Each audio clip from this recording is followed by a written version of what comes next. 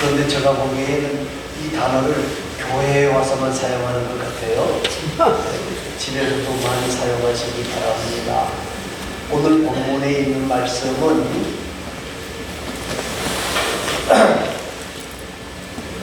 예수님께서 부활하시고 난 뒤에 제자들에게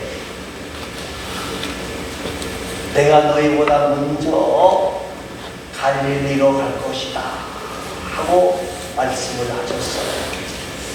그래서 제자들은 그 말씀을 마음에 두지를 않았거든요.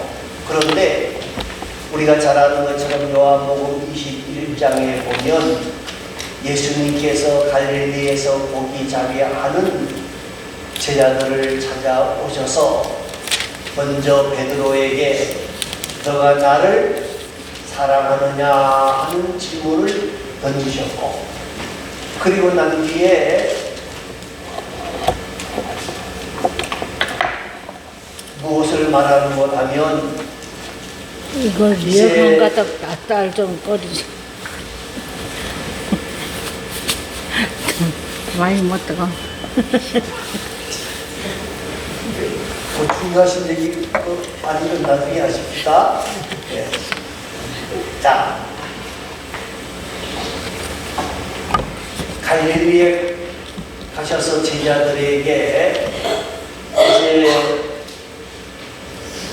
시리와 좌절에 빠져있는 제자들을 위로하시고, 그리고 제자들에게 성교의 대사명을 맡겨주시는 모습이 오늘 본문에 있는 모습입니다.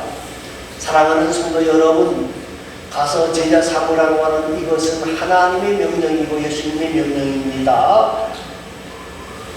오늘 본문에 있는 말씀을 생각하면서 은혜를 만나기를 원합니다. 19절입니다. 19절 말씀을 읽습니다.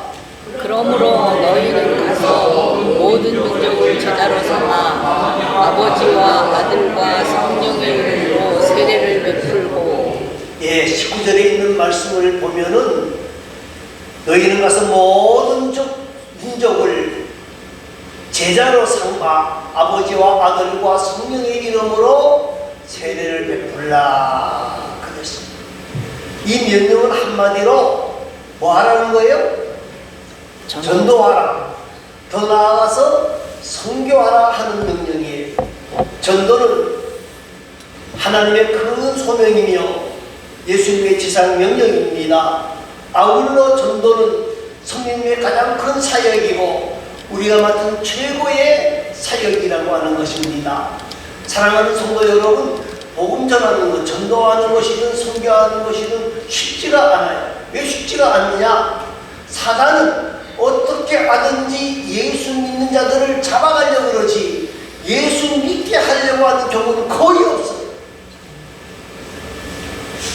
그렇기 때문에 전도가 굉장히 힘들고 어려운 건 사실입니다. 그런데 주변의 환경이나 사람들이 거부하는 게 문제가 아니라 우리 예수 믿는 사람들이, 하나님의 자녀된 사람들이 정말 불신 영혼들을 사랑하는 마음, 그리고 하나님의 말씀에 순종하는 마음이 적다고 하는 것에 문제가 있는 것입니다. 여러분, 복음만이 영혼을 구원하고 세상을 변화시키는 능력을 가지고 있다는 거예요.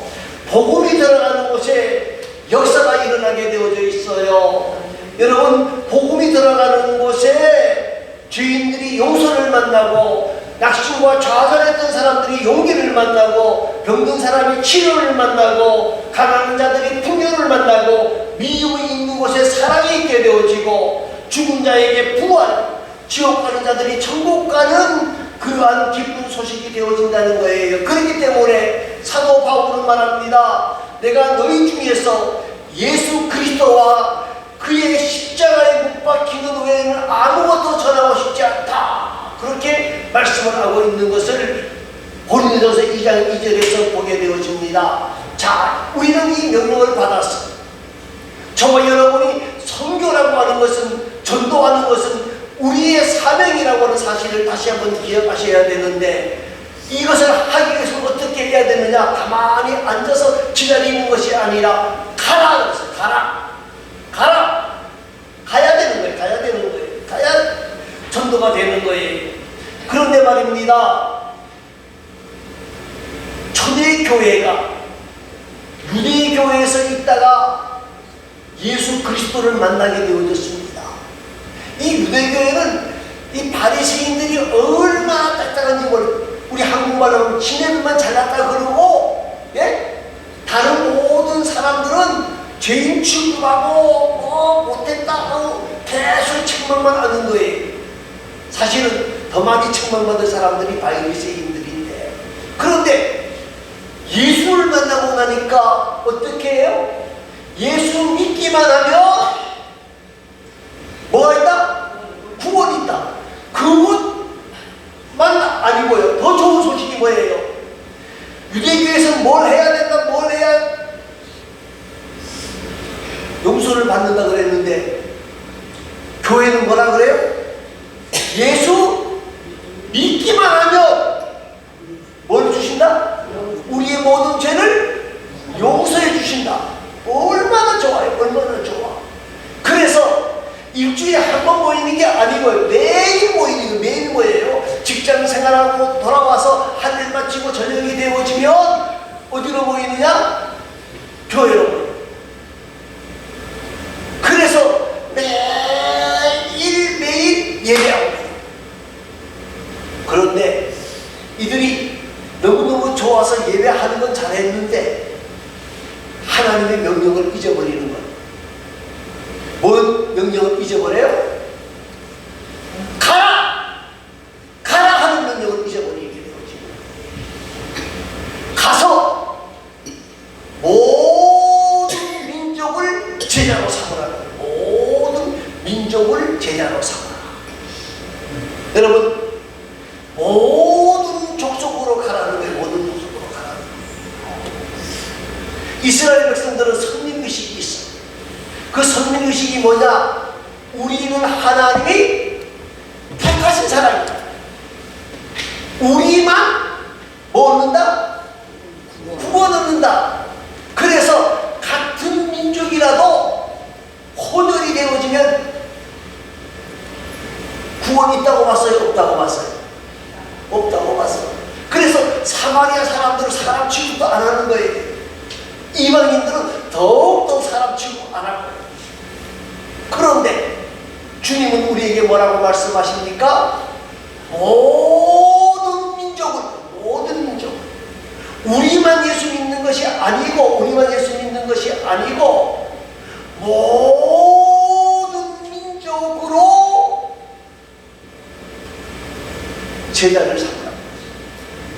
사랑하는 성도 여러분, 그렇기 때문에 이 명령을 받았던 신앙의 선배들, 우리나라에 130년 전에 예수가 증거되어집니다. 130년 전에 우리나라에 예수가 들고 왔던 분들, 예수님을 전하기 위해서 왔던 선교사님들 한번 생각해 보시기 바랍니다. 정말 우리나라가 그때는 6.25 때도 못 살았지만요, 그때도 못 살았어요. 너무너무 못 살았어요. 그런데 먹을 것도 입을 것도 마실 것도 치료할 것도 아무것도 없는 이 땅에 복음을 들고 왔어요. 왜 왔을까요? 주님이 명령하신 명령을 지키기 위해서 이 땅에 오셨어요. 그리고 어떤 분들은 와서 이 땅에 와서 몇 년을 선교하지 못하고 순교하거나 또한 병에 들어서 하나님의 부름을 받았어요. 그리고 자녀들을 낳았을 때도 이 땅의 풍토 때문에 많은 자녀들이 얼마 못 살고 낳자마자 주님의 부르심을 받는 아픔도 많이 있었어요. 그러나 그들에게는 땅 끝까지 이르러 복음을 증거하라, 모든 민족에게 복음을 증거하라고 하는 이 사명을 가슴에 안고 이 땅에 온 거예요. 우리는 이 사실을 잊어버리면 안 돼요. 우리 교회도 마찬가지잖아요. 70년 전에 여기에 교회를 세웠어요. 누가 교회를 세운지 정확한 기억도 없어요. 그러나 제가 보기에 피난 시절에 피난민들이 교회를 세우지 않았나 그런 생각을 가져요. 52년도에 세웠으니까 전쟁을 피해서, 그때는 지금도 산골이지만 그때는 더 산골이잖아요. 그죠? 네? 여기에 전쟁을 피해서 들어온 사람들이 처음에 교회를 세우지 않았겠는가 그렇게 생각이 들어요. 그리고 그들이 이곳에서 복음을 증거해서 우리 교회가 지금 70년을 지나고 71년을 들어오게 되어져 있는 거거든요. 여러분, 오늘 우리는 모든 족속으로 가라고 하는 이 명령을 우리가 마음에 꼭 기억해야 됩니다. 그런데 또 중요한 것은요, 모든 민족으로 가는 것도 중요하지만은 뭐예요? 제자를 삼아야 된다는 거예요. 제자를 삼아야 된다는 거예요. 여러분, 제자를 삼는다고 하는 것은요, 훈련시킨다, 따른다, 그런 뜻을 가지고 있어요.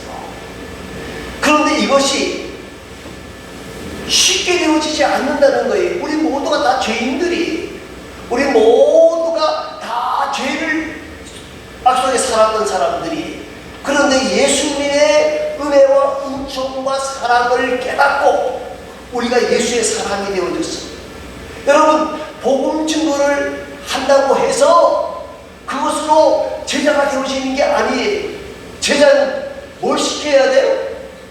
훈련시켜야 돼요. 훈련시켜야 돼요. 여러분,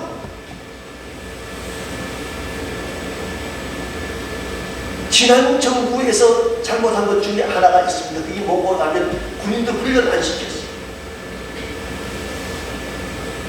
여러분, 가장 간단한 것인데도 안 해보면 못해. 제가 얼마 전에 촌사람 된 이야기가 있습니다. 제가 교회차를 거의 안 끌고 다니는데 죽은 지내 가지고 있어 교회차를 끌고 갔어요. 내 차를 끌고 가면 하이패스를 탁 하고 뭐 손도 안 대고 쫙 들어가요. 다 그렇잖아요. 그죠?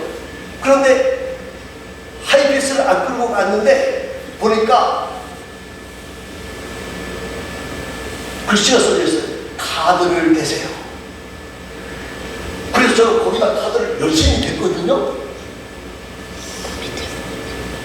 그런데 문이 안 열려. 왜 안 열렸을까요? 모르시죠? 보니까 카드를 대세요. 근데 나는 거기다 댔거든요. 밑에 보니까 카드 대는 데가 있더라고요. 근데 나는 너무 순진해서, 예? 카드를 대세요. 카드를 대니까 문이 안 열려. 그러니까 사무실에서 여자가 쫓아나오면서 뭐라 그러고, 밑에 내세요, 밑에 내세요. 간단한 거예요.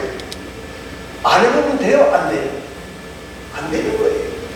제자를 훈련시켜야 돼요. 복음 전하는 것도 중요하지만 훈련시키는 게 굉장히 중요하다는 거예요. 중요하다는 거예요. 자, 또 한 가지는 뭐냐? 왜 우리가 전도하며 제자를 삼아야 되느냐? 선교하면서 제자를 삼아야 되느냐? 여러분, 교회 예배의 공동체입니다. 예배의 공동체. 교회는 선교의 공동체입니다. 그런데 교회가 예배하는 것은 그래도 어느 정도 해요.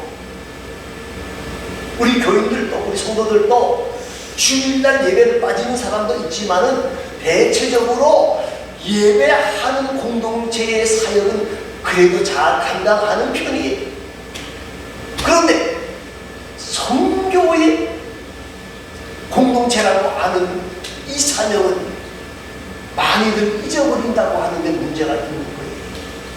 여러분, 교회가 교회되어지려고 그러면 이 두 가지의 사건을 잊어버리면 안 돼요. 교회는 무슨 공동체다? 무슨 공동체예요? 지금 뭐 하는 거예요? 예배의 공동체예요. 예배가 없어지면 그 교회 아니?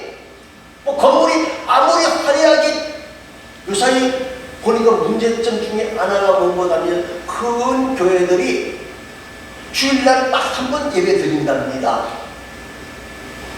저는 거기에 동의 못합니다. 주일날 한 번 예배 드린다. 그리고 교회는 예배의 공동체일 뿐만 아니라 무슨 공동체다? 성도의 공동체예요. 전도하지 아니하면 교회가 아니라는 거예요. 교회가 아니다. 여러분, 우리가 전도해야 될 것은 말입니다. 크게 이유가 두 가지. 하나는 하나님이 가장 기뻐하시는 일이 이 복음 전도라는 거예요. 우리는 하나님을 기쁘시게 하는 자가 되어져야 되는데 하나님을 기쁘시게 하는 방법은 크게 두 가지예요. 똑같은 말이에요. 예배하는 것은 하나님이 가장 기뻐하시고, 그리고 복음 증거하는 것은 하나님이 가장 기뻐하신다는 거예요.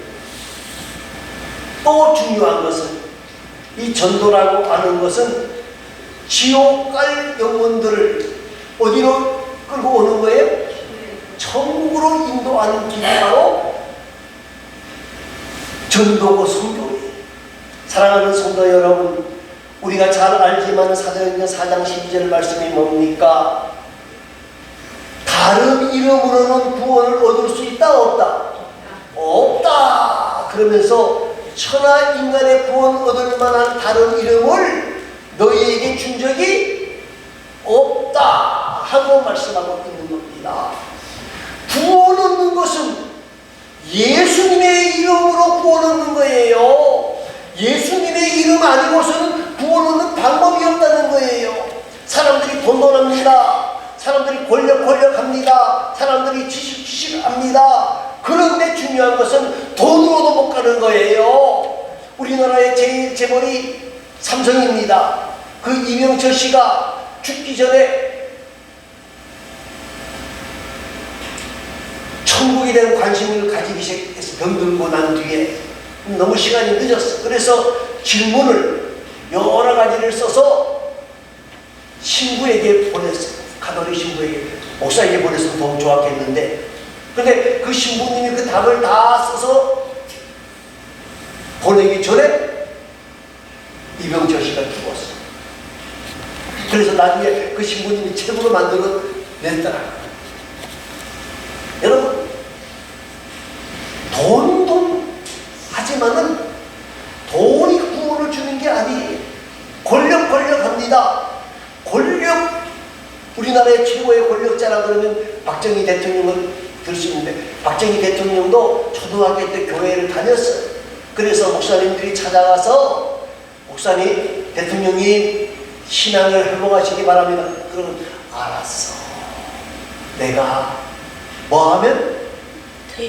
퇴임하면 반드시 교회를 갈 거야. 그래서 이분이 제가 알기는 구미에 있는 상무교회라는 교회를 지을 때 굉장히 뒤로 많은 돈을 보냈다는 이야기를 들은 적이 있어요. 자기 모교회에. 그런데 은퇴하기 전에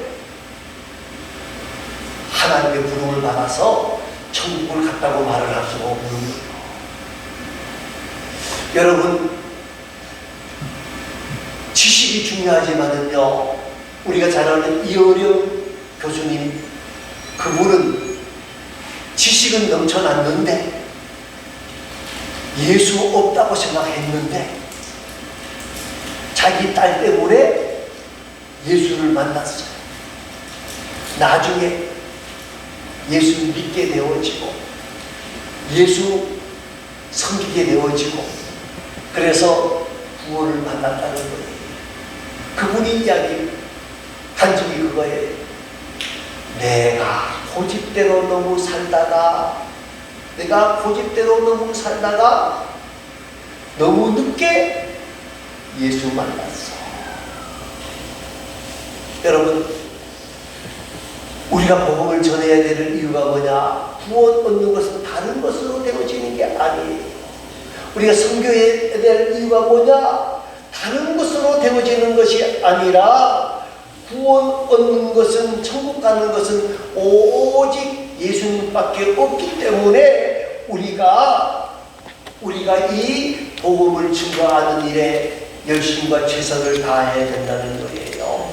그런데 주님은 이 복음 전하는 일에, 선교하고 전도하는 일에 최선의 수고를 할 때에 우리에게 약속해 주시는 것이 있습니다. 18절 말씀과 먼저 읽어보겠습니다. 18절 말씀입니다. 예수께서 말씀하시기를 하늘과 땅의 모든 권세를 내게 주셨으니